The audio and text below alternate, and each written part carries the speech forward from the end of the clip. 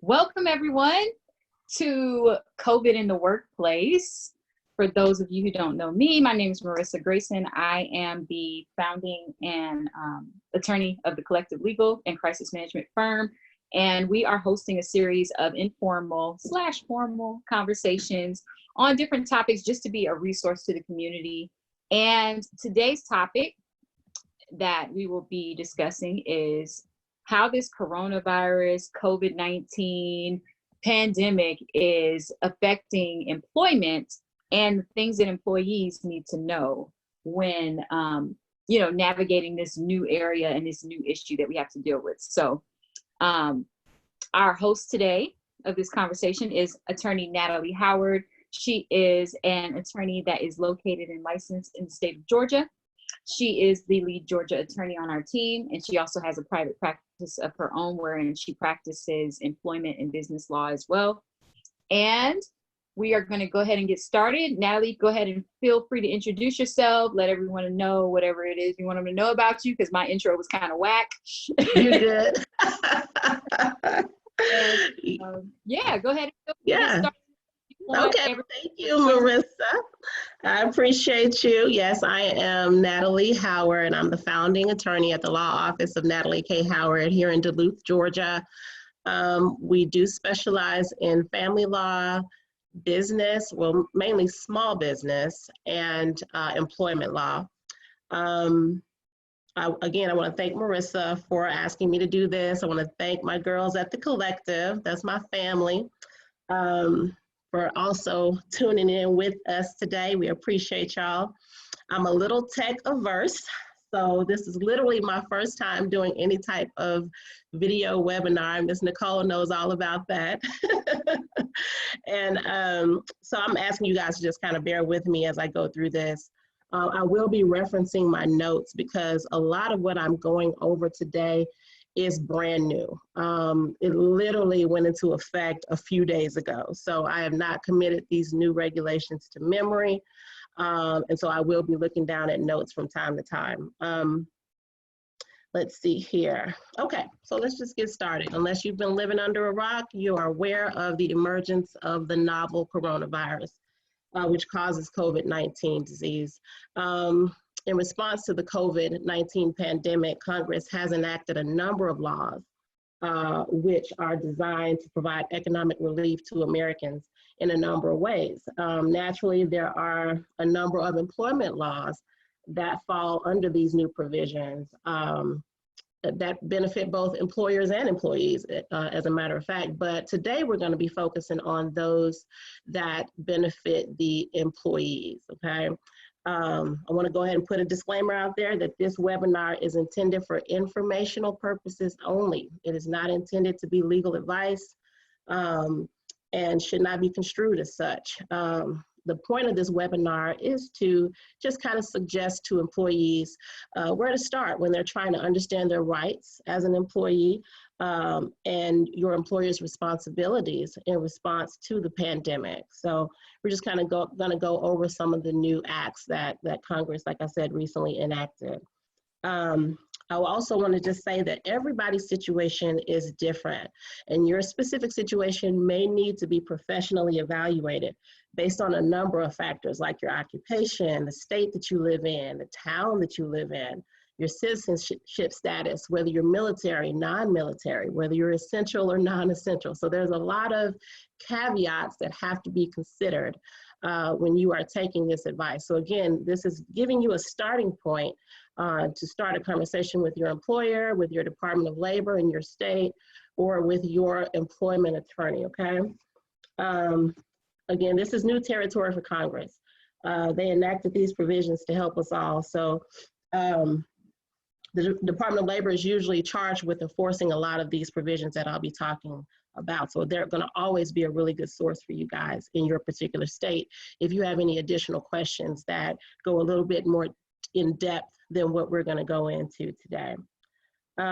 So with that being said, let's start with some questions. I'm gonna address some common questions that we've been receiving since this whole pandemic started, and especially since Congress enacted the new laws, okay?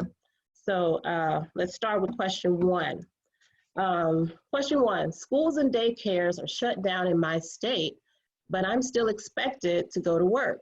What happens if I don't have a sitter and I can't work from home? Can I be fired? Okay, so we'll start there. Well, first things first, Congress has enacted what we call the EFMLA. EFMLA stands for Emergency Family Medical Leave Act. It provides 12 weeks of leave, specifically and exclusively for employees who are unable to work or telework because they're caring for a son or a daughter due to school closing, daycare closing, or because of issues with your regularly compensated childcare provider due to COVID-19, okay? So what that means is if your child's school is shut down, whether it's a public or private school, if your child's daycare is closed, whether it's public or private, or whether your regularly compensated childcare provider, meaning like if you have a neighbor who has an in-home healthcare, or I'm sorry, daycare facility that you normally pay to watch your kid, if they're shut down or if they're quarantined, then you may be entitled to leave under the EFMLA. Now, there are a number of, qualifiers and provisions under EFMLA, and I'm gonna go through them briefly with you guys. Again, EFMLA, Emergency Family Medical Leave Act, as opposed to the regular FMLA, Family Medical Leave Act, okay?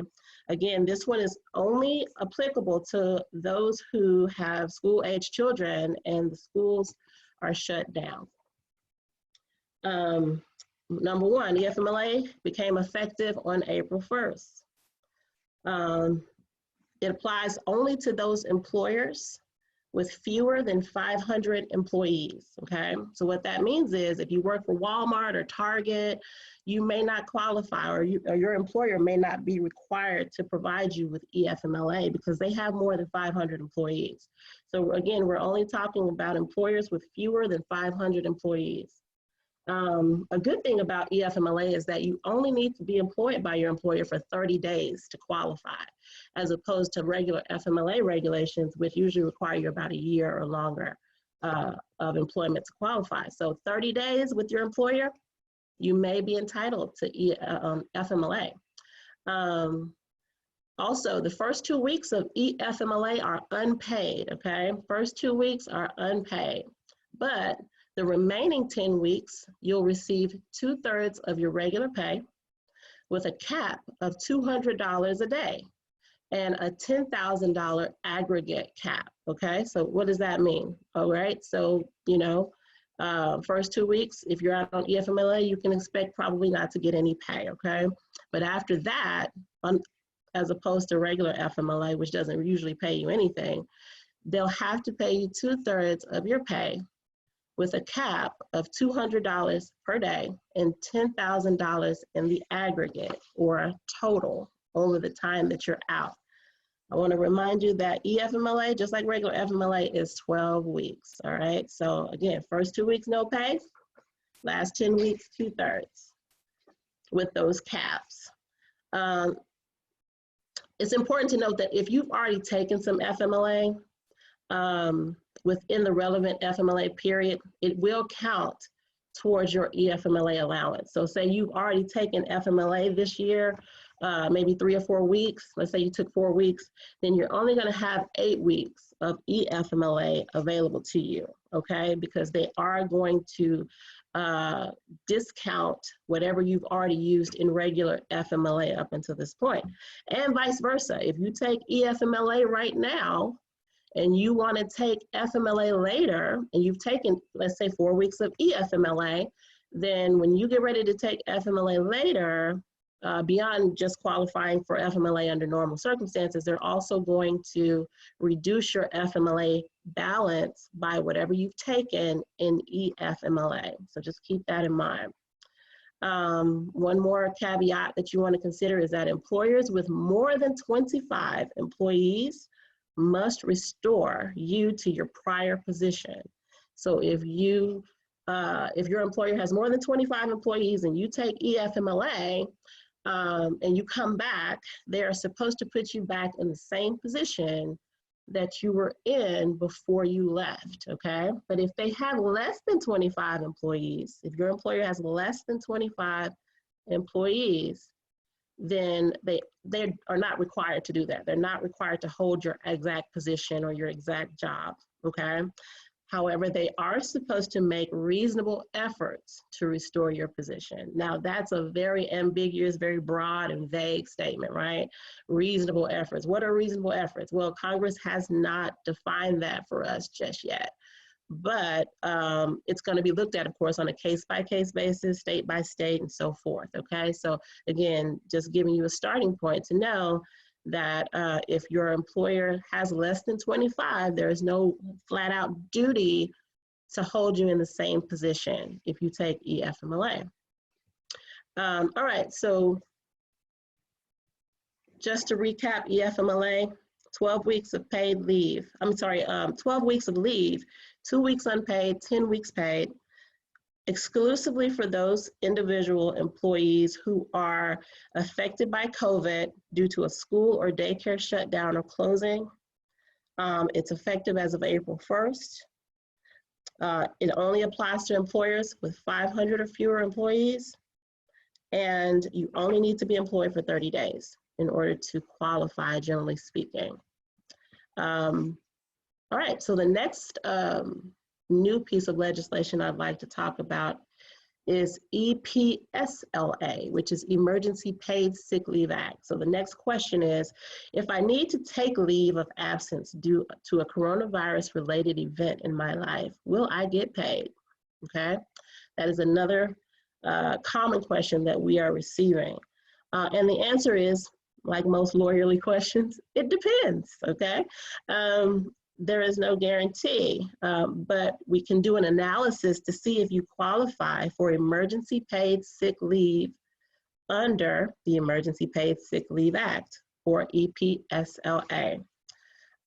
It's important to note that EPSLA only applies, again, to private sector employees, employers. I don't want to get my monitors mixed up, but only private sector employers with fewer than 500 employees, all right? Same thing as EFMLA. EPSLA only applies to private sector employees with fewer than 500 employees. Now, there are some very limited public sectors that will qualify, but I'm not focused on that today because they're very nuanced. I'm only focused on private sector employees today, okay? So the next question obviously is, which employees would qualify and what would qualify you for this emergency paid sick leave, okay? First things first, it was effective April 1st, so it is effective right now. Employee must be subject to a COVID-19 quarantine or isolation order. This is one of 5 scenarios, by the way, guys. There are 5 ways to qualify for EPSLA leave. The first one is if you're an employee that is subject to a COVID-19 quarantine or isolation order.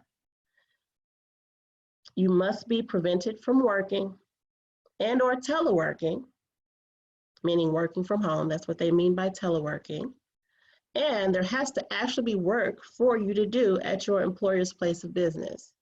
Now that confused a lot of us attorneys because we were trying to figure out a scenario by which you were unable to work or telework, you're quarantined, and your employer is still open and has work for you to do. Because again, under this scenario 1, that's the only way you can qualify. Well, the only thing we came up with is a scenario where, say, you are traveling for work from Ohio to Georgia. And let's say your employer is still up and running, they're still working, that you're not under any specific quarantine that keeps you from working. However, Ohio has enacted an order that says anyone traveling back into Ohio from any other state has to be quarantined for 2 weeks. Under that scenario, your employer is still open, there's still work for you to do, but you can't because the executive order in Ohio prevents you from working for 2 weeks.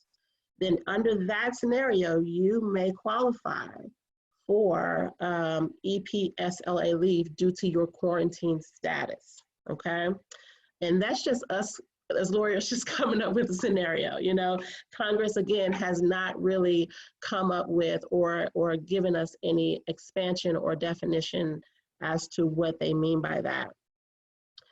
So the second scenario would be a situation where if your healthcare provider has said to you that you need to stay home to avoid exposure due to a compromised immune system, okay? You may qualify for EPSLA if your healthcare provider has said to you to stay home to avoid exposure due to a compromised immune system.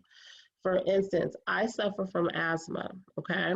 My healthcare provider can very well tell me I don't need to be in public, I don't need to go around anyone, even though if I wasn't under a quarantine order, because some states aren't right now, by the way. I want to make that very clear. Every state is not under a stay-at-home order.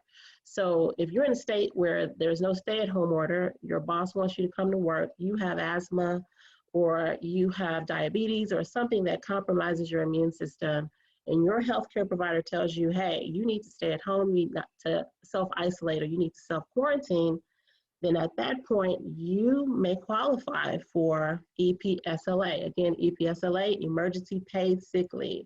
And we'll talk about what all of that entails a little bit later and what the benefits are. The next scenario is a situation if you're experiencing COVID symptoms as identified by the CDC, and you're seeking a medical diagnosis for COVID. So that's a two-part analysis there. If you're experiencing COVID symptoms and seeking medical diagnosis, meaning you're seeking to get tested, or you've been tested and you're waiting for your test results, then you may qualify for EPSLA, all right? The next scenario is if you're caring for someone, anyone who has a COVID diagnosis or has self-quarantined due to any of the prior scenarios. If you're a caregiver, acting as a caregiver for someone, and doesn't have to just be your family or your immediate family, it could be a roommate, it could be anyone who reasonably expects you to care for them in that particular situation or circumstance. Again, another vague term from Congress, but anyone who expects you to step up and care for them, as long as you are doing so due to their COVID diagnosis or their COVID symptoms, you may qualify for EPSLA, all right?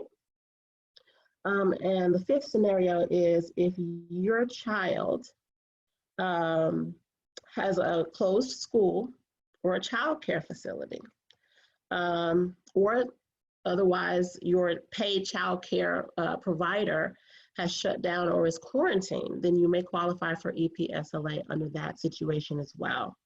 So although the first 2 weeks of EFMLA are unpaid, it appears as though you could still get paid for those first 2 weeks if you qualify for EPSLA, because EPSLA provides you with 2 weeks of paid leave for all 5 of those scenarios that we just mentioned, okay? That last one being whether or not you have a child whose school or childcare facility has closed, or whose paid child care provider is no longer able to provide you with that care, okay? So if you qualify under EPSLA guidelines, the ones that we just mentioned, you could possibly get 80 hours of total time for sick leave. That's 2 weeks of full-time pay if you are a full-time employee, all right? Full-time employees get 80 hours of total sick leave under EPSLA. If you are a part-time worker, you would get the average hours that you normally work over a 2 week period, I'm sorry. So whatever your average hours worked are for a 2 week period, that is what you would get paid for the 2 weeks of EPLSA, okay? One thing about EPSLA is that you cannot be required to use your PTO before you get the EPSLA. So that's a wonderful thing. You get to reserve your PTO and you can still get paid for those 2 weeks. And when you go back to work, you'll still have some time off to use. So they cannot require you to spend down your PTO before giving you EPSLA. Another great thing is that you can use EPSLA or qualify for EPSLA regardless of how long you've been on the job. So unlike EFMLA, which requires you to be on your job for at least 30 days, you do not have to be on your job for 30 days to receive EPSLA. You could be there a day and still receive EPSLA pay, okay?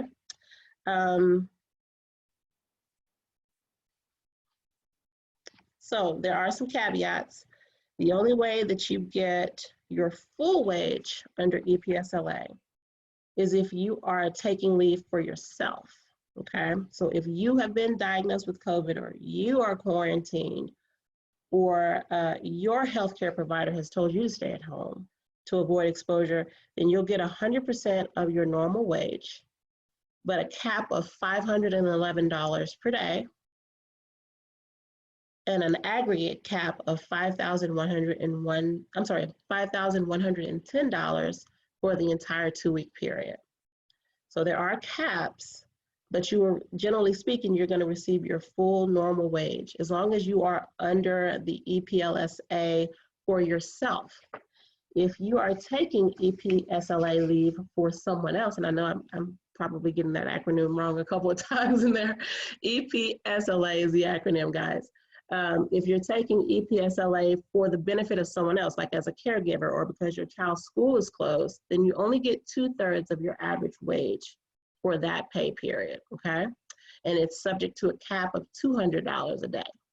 Bonuses will not count towards your 2/3 average wages. So if your employer is giving you a retention bonus to not quit on them during COVID or something like that, they're not going to count that bonus towards the wages. It's only what your average regular wage would be, 2/3 of that at a cap of $200 per day. Another important thing to note about EPSLA is employers who employ healthcare workers may exclude their workers.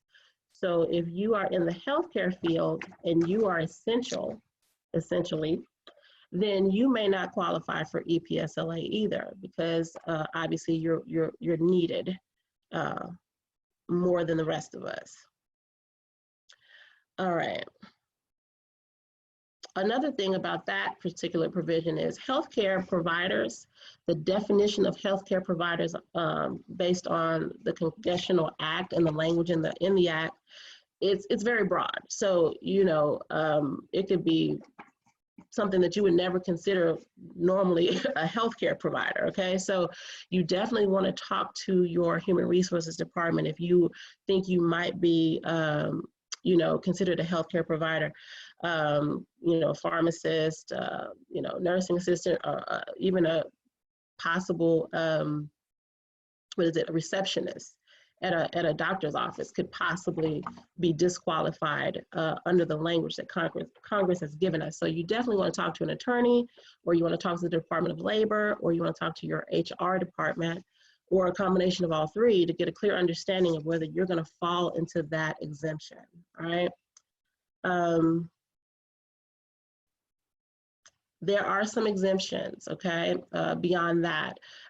Those businesses with people who are crucially essential to that business's viability may also be exempt. So if you're a CEO or a CFO of a particular small business or company, but you're not, you know, per se an owner, then you may actually be exempt from receiving that type of paid leave under the new act, right?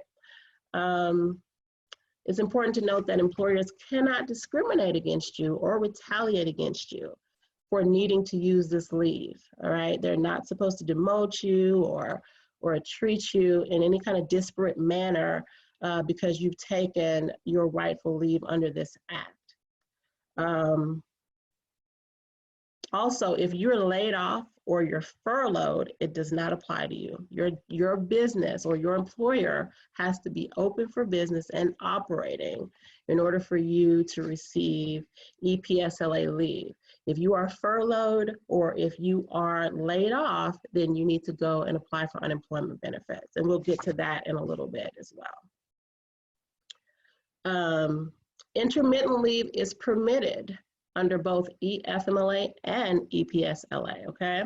So you can, an intermittent just means, you know, for a few days here, a few days there, okay? It is permitted, but it is up to your employer to whether or not they're gonna allow you to take intermittent leave. So they have some kind of control or a little bit of control over whether you can do it intermittently or not. However, the Department of Labor has strongly encouraged employers to be flexible on this and to enter into a written agreement and document anything where they are allowing intermittent leave, because they do not want your employer to provide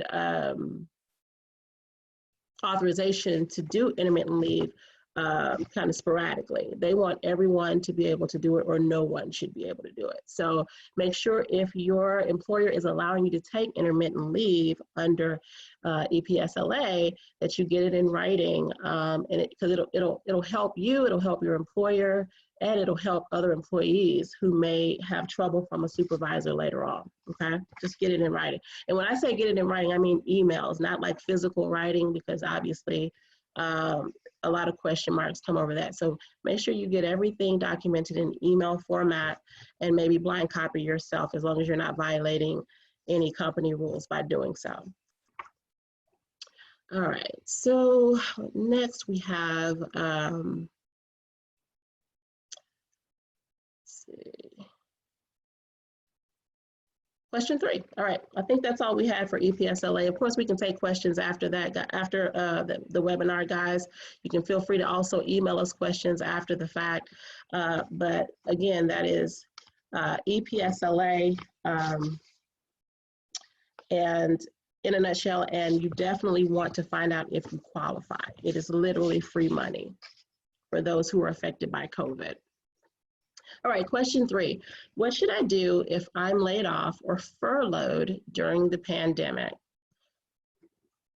You need to apply for unemployment. Unemployment has been expanded greatly under the CARES Act. And the CARES Act is an acronym for Coronavirus Aid, Relief, and Economic Security Act, all right? So we're just gonna call it, of course, the CARES Act, because I'm not saying all of that 3 or 4 times in a row. But there are 2 new unemployment programs under the CARES Act. The first one is the Pandemic Unemployment Program, okay? This went into effect back in March, and it is in effect until July 31st of 2020. This act provides $600 per week for those who are traditionally ineligible for unemployment benefits. We all know that, generally speaking, when you go down to the unemployment office and apply, there are a number of factors that you must meet before you can qualify for unemployment benefits. They look at how long you've been working. In general, they look at how long you've been on the job that you're on, and a number of other factors. So whether you're an independent contractor or an employee, you know, traditionally speaking. So if you are traditionally ineligible for unemployment benefits, such as a self-employed person, somebody who lacks sufficient work history, anything like that, you still can qualify under the Pandemic Unemployment Program of the CARES Act, which is huge. It is really huge. You get up to 39 weeks of benefits at a rate of $600 a week. $600 a week is way more than what our maximum unemployment is here in Georgia. So the fact that everybody's getting $600 a week is amazing. You must be diagnosed with COVID or have an immediate family member who is diagnosed, or be the primary caregiver of someone who's diagnosed, or be unable to otherwise reach your place of employment, okay? That is how you get the $600 per week under the Pandemic Unemployment Program. Now, the act is not very clear on the last one about reaching your place of employment and what that entails, or, you know, it doesn't give us any examples of that, but you should definitely contact your Department of Labor in your state if you're having those types of issues reaching your job for whatever reason, all right? Whether it be, oh, I used to Uber to work every day and now I can't Uber because of social distancing, or whatever the case may be, talk to the Department of Labor to find out if you would qualify for unemployment under the Pandemic Unemployment Program. Now, the second unemployment program under the CARES Act is the Federal Pandemic Unemployment Compensation Program. That also is in effect until July 31st, and it increases the limit on the amount of those already receiving unemployment. So let's say you're already receiving unemployment benefits right now in the amount of $400 a week under your state's unemployment benefit maximums. You're going to get an additional $600 a week on top of the $400 that you are already receiving under the Federal Pandemic Unemployment Compensation Program. The only thing you need to qualify for that is already be receiving unemployment benefits, and that's it. And the question that came up with is, well, you know, does that mean some people would actually get paid more on unemployment that they were actually making on, you know, as a working employee? And the answer is yes, absolutely. Under this, it does not take into account what your salary was prior to getting unemployment. It doesn't take into account what your job title was, what company you work for, or any of that. It is literally just a flat $600 boost to whatever you're receiving under the unemployment benefits right now. So again, another huge regulation passed down by Congress, okay? So long story short, if you are laid off or furloughed, you definitely want to contact your unemployment office to find out whether you would qualify for either of those unemployment benefit programs pursuant to the CARES Act. All right, next question. What if my employer isn't doing enough to prevent me from catching coronavirus at work?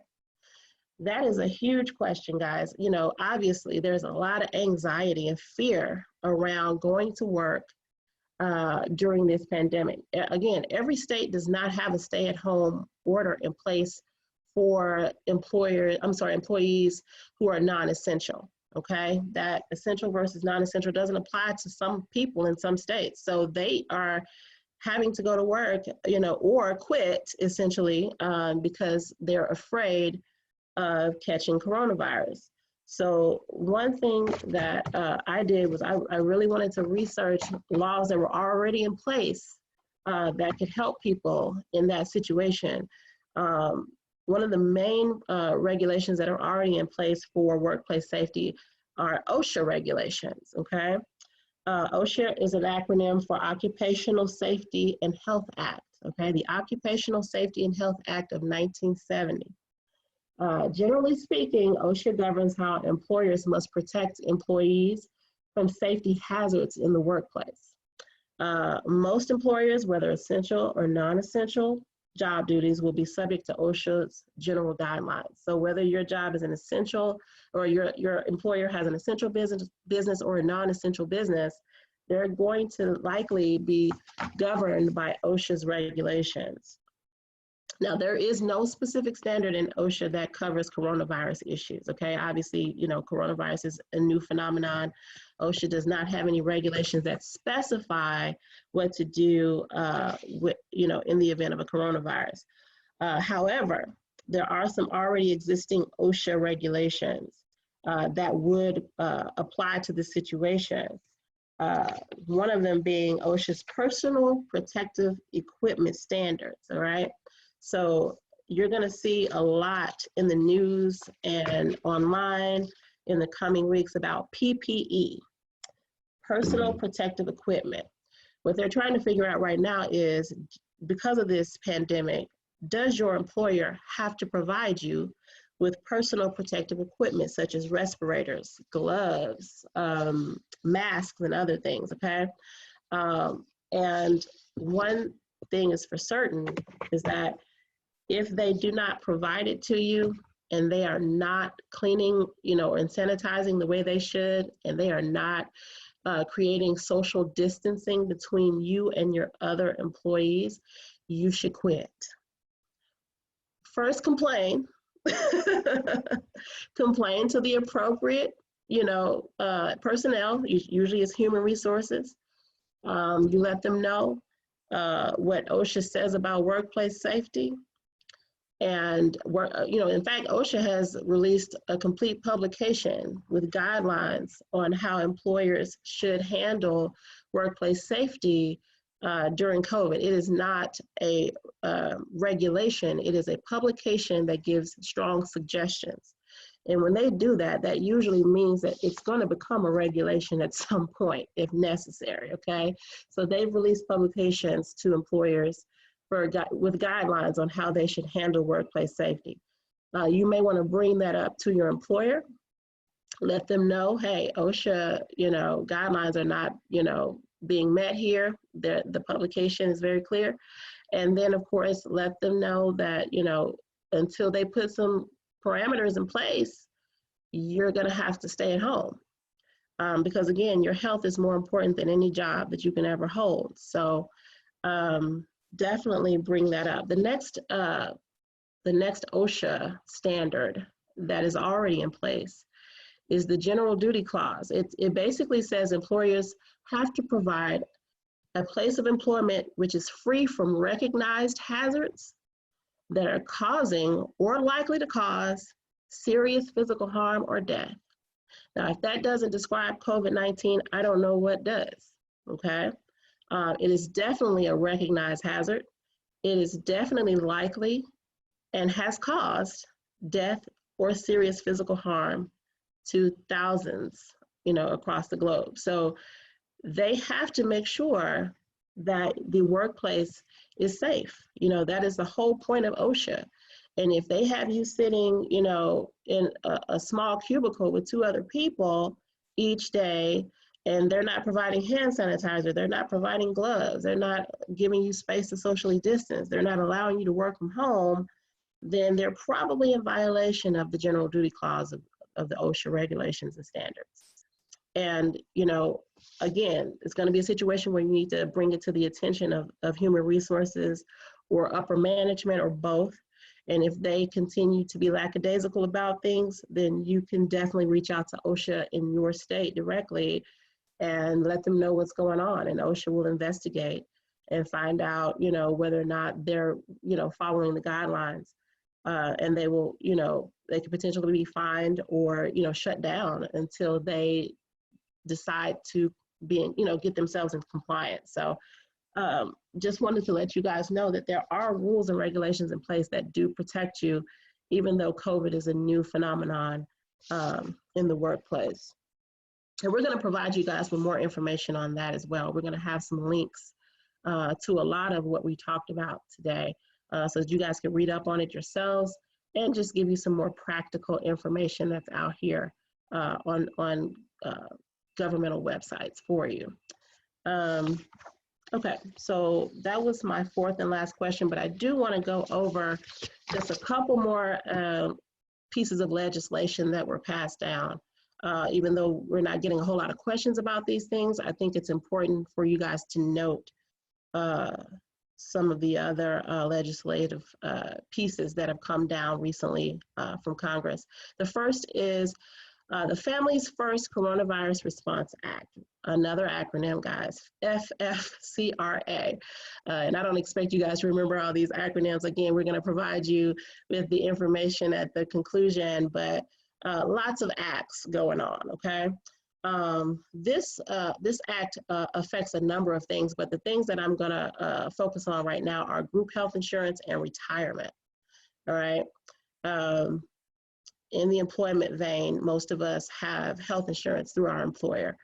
Usually it's called group health insurance. Group health insurance is defined as a health insurance plan that covers 2 or more participants, okay? So it doesn't matter how small your group is, even if you're, with a small company, who only has 4 or 5 employees, or you can be with Walmart. If you have a group health plan with 2 or more participants,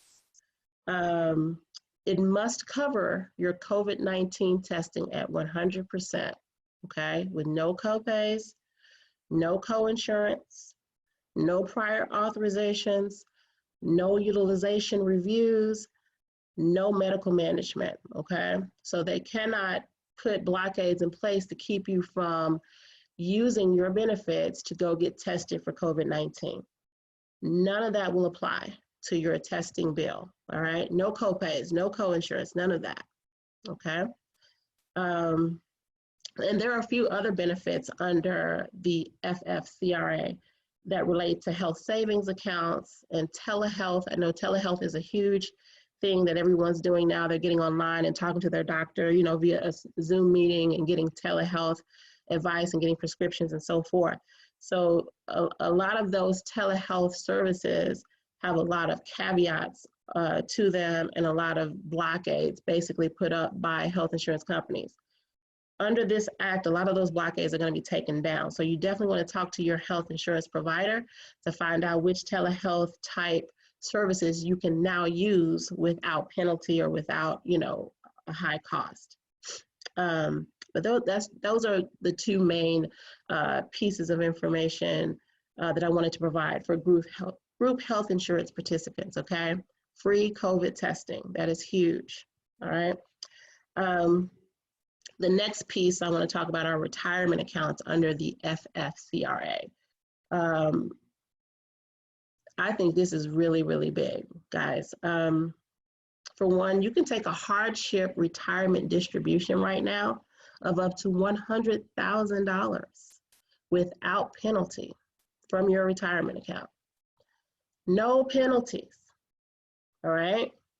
Up to $100,000. That is for anyone who is affected by COVID-19 whatsoever. And Congress gave us very loosey-goosey,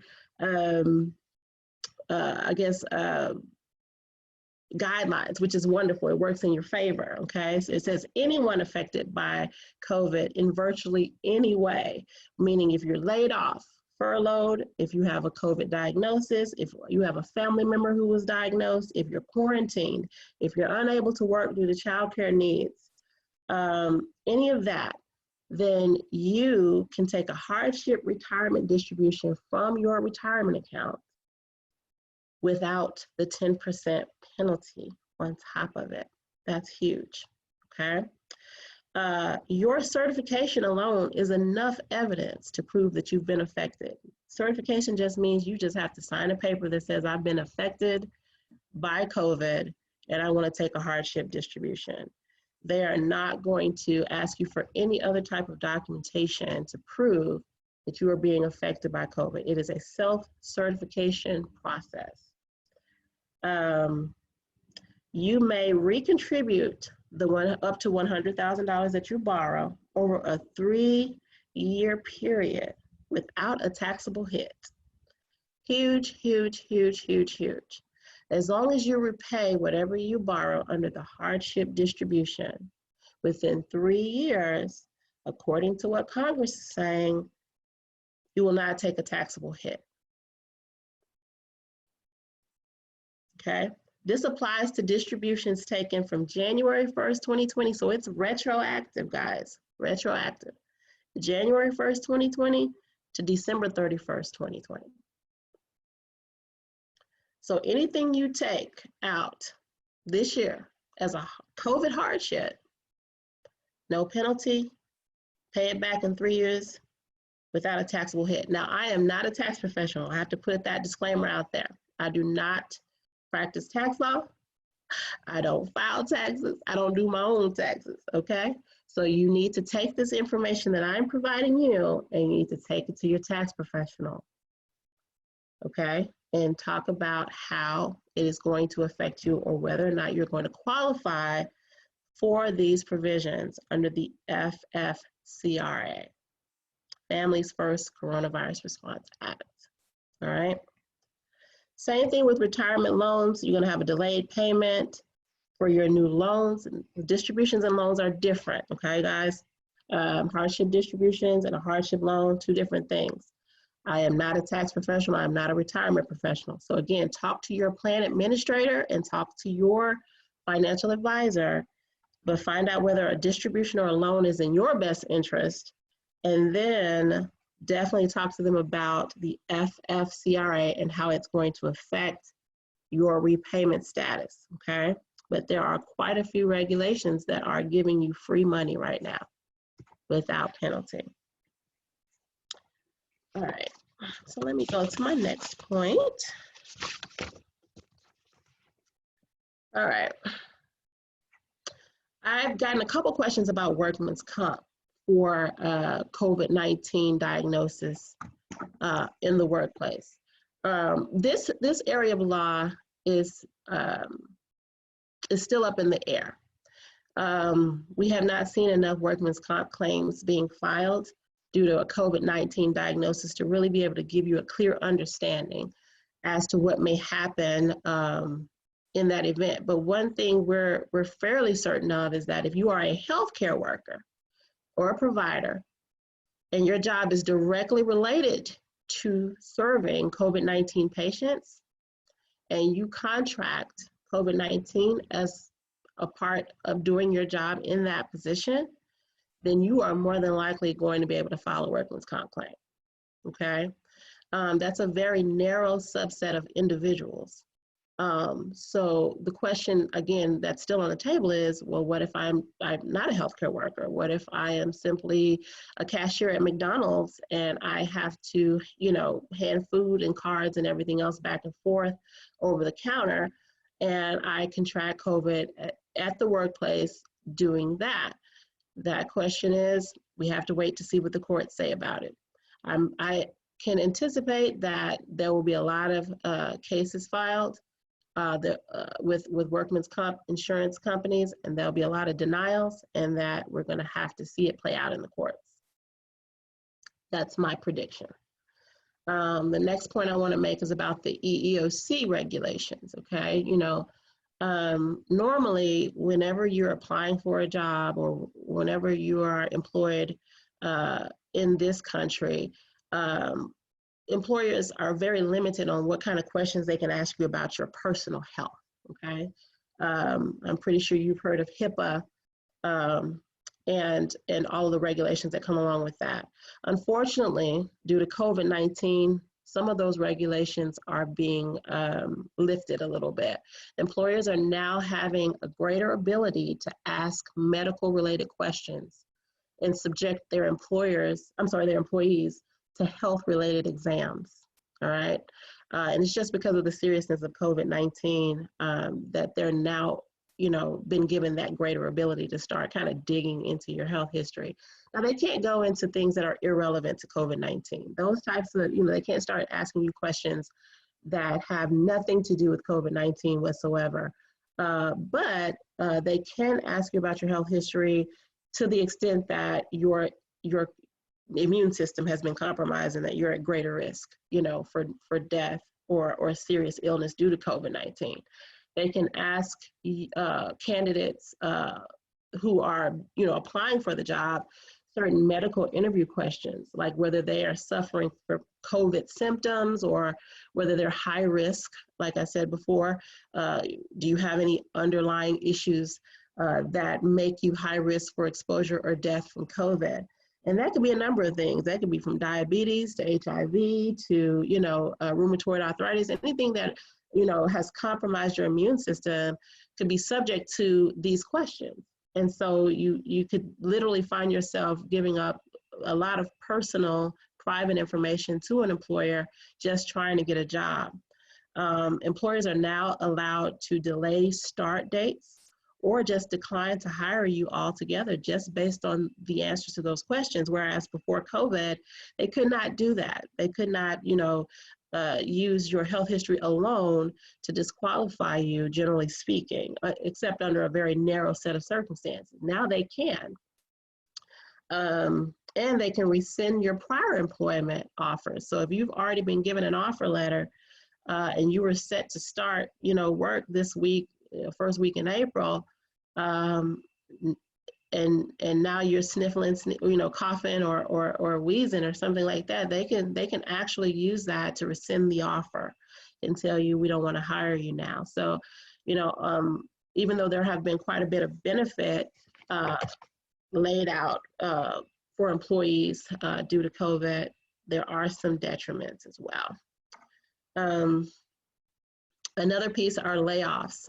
If you are temporarily laid off due to COVID, with the intention of being brought back at a later date. So if your employer says, hey, guys, I'm sorry, we got to lay you off now, but once all of this blows over, we intend to bring you back, then you are entitled to unemployment benefits. That's another question I've been getting, you know, temporary layoffs.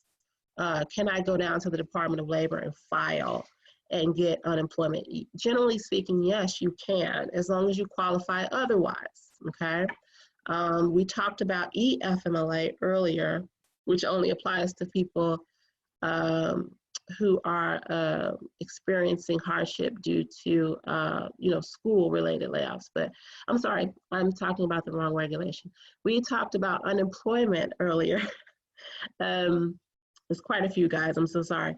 We talked about unemployment for COVID-19 related layoffs, and this would apply in this situation as well. If you are laid off even temporarily due to COVID, then you should be able to go down and file for your unemployment benefits and receive all those benefits that you would qualify for otherwise, meaning the additional $600 may apply to you. If you're already on unemployment, you may be able to get that, you know, extra $600 on top of whatever you're getting. All of that could still very well apply to your layoff situation, okay? And that's all I had, guys. We can open it up for questions. Anybody? I know you guys have, Marissa, you guys have been, I guess, paying attention to any questions that have been typed in. I can't really see. Yes. Anything. So I have a question. Well, actually, I saw that Nicole had a question. When you were talking about compromised immune systems at being another way to qualify for EPSLA. Her question was, what if you don't have asthma or your child or your spouse has asthma? Oh, but your child or your spouse has asthma. Okay, so yeah, so under EPSLA, it can be you or it can be a family member who is suffering from those same circumstances or situations, okay? If you're acting as a caregiver for that particular individual, then you can still apply for EPSLA. As long as you are acting as a caregiver or you're reasonably expected to act as a caregiver. See, Congress left it very broad and open because they want as many people as possible to be able to qualify for these benefits under this economic downturn that we're facing right now. So yes, if your daughter has asthma, your roommate got asthma, anybody around you is compromised, as long as they had their healthcare professional has told them. Remember, that is another key piece. Your healthcare professional has to tell you or the compromised individual that, hey, you need to self-quarantine because of your compromised immune system. This situation is going to apply mostly for those states who, and not just for those states, but primarily for those states that have not put a stay-at-home order in place, because that means non-essential businesses are still open and running in a lot of ways. And so you've got people who are expected to go to work, but cannot go to work for whatever reason, all right? It will also apply in those states with stay-at-home orders for their essential workers, okay? Because even though the non-essential people get to stay at home, the stay-at-home order still allows essential workers to be requested to go to work. So if you are an essential worker in a state that has a stay-at-home order, executive order in place, then you may still qualify as long as all the other conditions are met, less than 500 employees, you know, for your employer and all of the other criteria. Okay. So let's talk a little bit about, really briefly, I know we got to wrap this up, but let's talk a little bit briefly about for people who are experiencing whatever it is related to their employment. For example, whether it be that their employer, they feel like their employer is not putting the proper measures in place to help prevent the spread of COVID in their jobs, or whether, you know, trying to force them to come to work, even though they may not be essential and things like that. How important is it? Because I know one thing that we've been walking our clients through is the importance of documentation, right? And absolutely, showing that you've been trying to communicate with your employer, making sure you have, you know, taking photos and things like that if you're complaining, if your complaint is related to your workspace and things like that. But how important, like what types of things should people keep in mind when it comes to communicating their concerns with their employer or their HR department? And as far as documenting, to be able to show that, yeah, I'm at work, but I'm in this cubicle and it's 6 of us right here. Mm-hmm. Just talk about Take pictures, pull your phone out, take pictures. You can shoot those pictures to the appropriate personnel, your human resources director. One thing I tell everyone, first and foremost, is look at your handbook, okay? Your employee handbook is gonna give you guidelines on how your employer wants you to report, if it's a well-drafted one, on how your employer wants you to report workplace issues like OSHA violations, whether it be EEOC violation, you know, any of those federally mandated provisions, they're gonna have that in the handbook, okay? So I always tell people, follow the handbook, but also do your own additional documentation in addition to whatever the handbook is telling you to do. If your handbook says go to human resources if you suspect we are violating OSHA, then yes, you're going to do that, but you're going to do that in writing and you're going to do that in an email. And you can do it from your work email, that's fine, but you're going to blind copy your personal email, again, as long as you are not violating company policy by doing so. You're going to blind copy your own. If you feel that you might be violating company policy by blind copying yourself on an internal email, then pull out your phone and take a picture of your screen so that you can have documents and evidence, because a lot of times evidence just suddenly disappears. You know, emails will disappear that you've sent, you know, over and over and over, or you get terminated in retaliation and now you don't have access to the intranet at your employer, you know, your place of employment anymore. So you definitely want to document everything in writing, electronic format, email, take pictures, and always follow up. You know, if you send a possible OSHA violation today, and you don't get a response, you follow up tomorrow and you follow up the next day and the next day. It's not like an EEOC related, you know, case where you can give them a week or two to resolve the issue. No, OSHA is all about safety. So you're definitely going to want to document it right away. And if it's not resolved immediately, you don't have to come to work, and they should not retaliate against you for not coming to work, because you are not coming to work due to the safety issue that is in place. You're doing what you need to do to protect yourself. So I hope that answers your question about documentation, but yes, photos, emails, everything you can to keep that documentation. And again, if they continue to ignore you, it's time to go to your local OSHA office or contact your local OSHA office to file a formal complaint. Yes, Ms. Nicole? Hey, Natalie. First of all, this has been so informative. Like, I have got so much valuable information. This is great. So cool. Uh-oh, you froze on my end, Nicole. Doing froze this. on mine too. Just as a piggyback, making oh no. Am I back? Oh, You're no. back now. Wait a minute, let me make sure. Am I back? You're back, there's just a slight delay. Oh no, I'm so sorry. Okay, you're good. I think you're good. Okay. I hope that you guys can hear me. So just as a piggyback to follow up, just if you have an in-person conversation with human resources, with your supervisor, whatever, and they told you certain things, please follow up any in-person conversations with an email. Just, hey, yes. I just wanted to send this recap. I just wanted to confirm everything that we talked about. As stated, you know, you said that we would do this, and this. I just want to make sure that I have everything. If I've misunderstood anything or if there are any changes, please let me know. Then you have in writing anything that they said in person. Okay, so that later you can take that and say, hey, this is what they told me they would do, you know?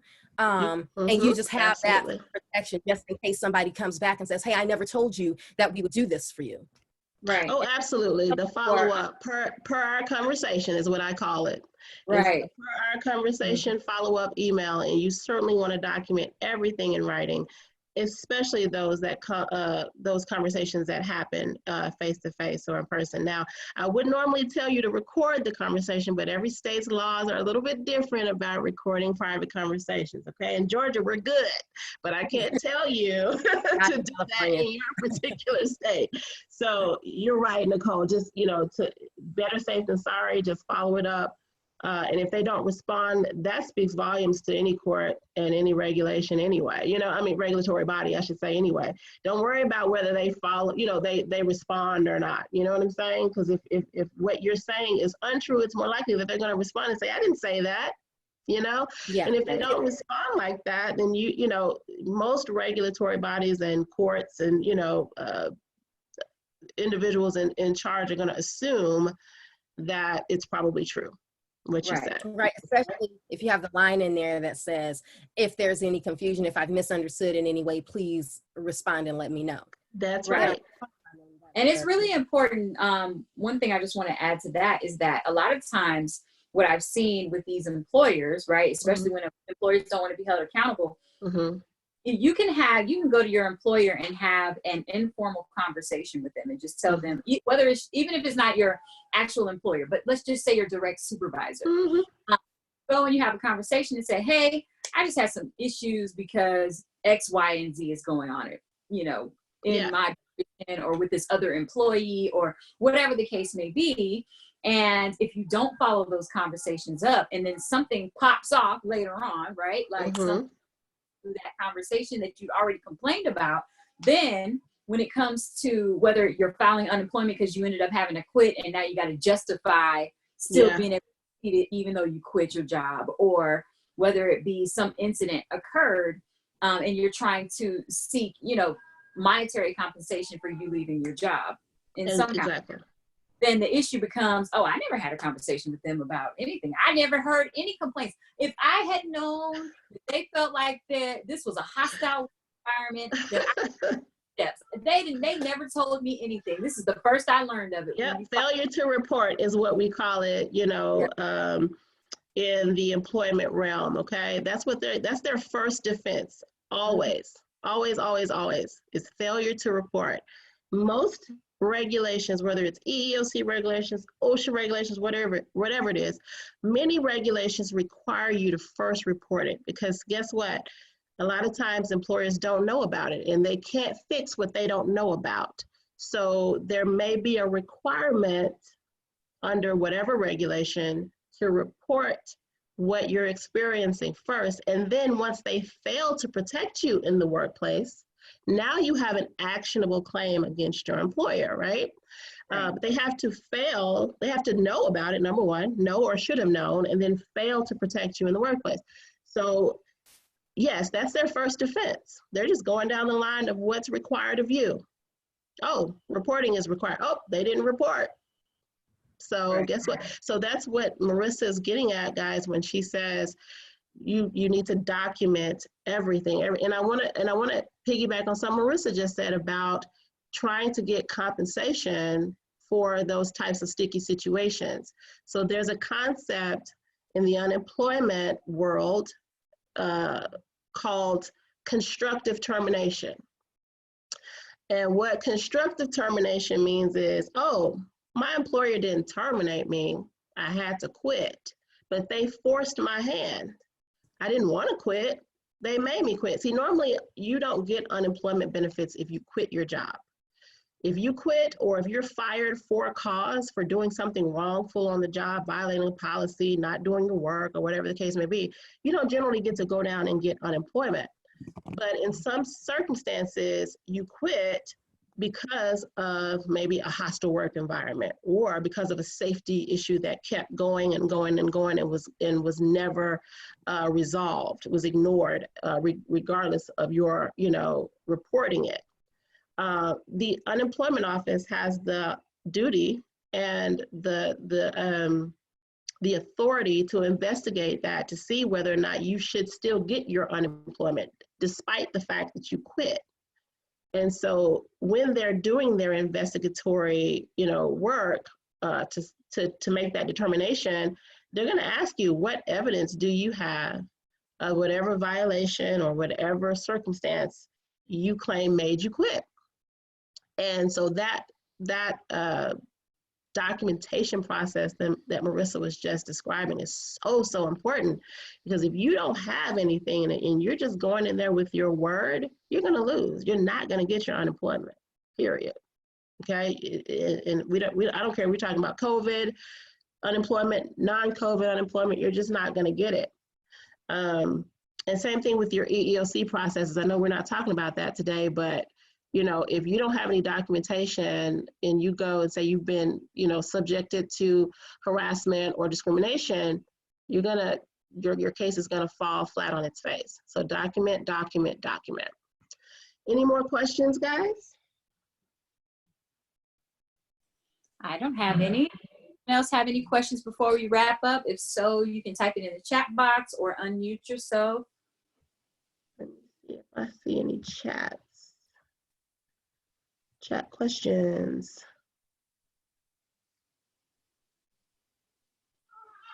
No, just stuff from you guys. Okay, so thank you all for tuning in to COVID and the Workplace. Thank you so much, Natalie, for hosting this conversation today. Yes. We hope that the information that she shared, you found it useful. You will receive a follow-up email from the collective team that will include some of the resources that we discussed during this call.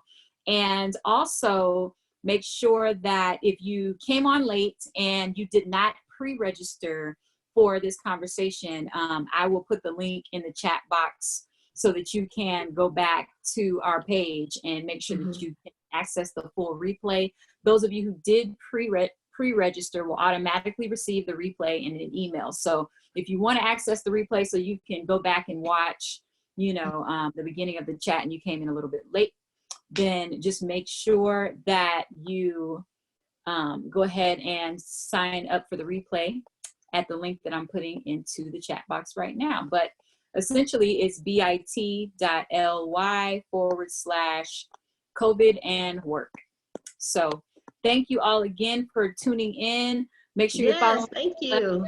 at the Collective Legal on Instagram, Facebook. Natalie Howard's Instagram is NKH Legal. And make sure you stay in touch. We have another webinar coming up tomorrow by our communication strategist, Nicole Updegraff, who is on. And that's at 2 p.m. tomorrow. And you want to tell them really quick about what your topic is tomorrow that we'll be talking about, Nicole? Sure.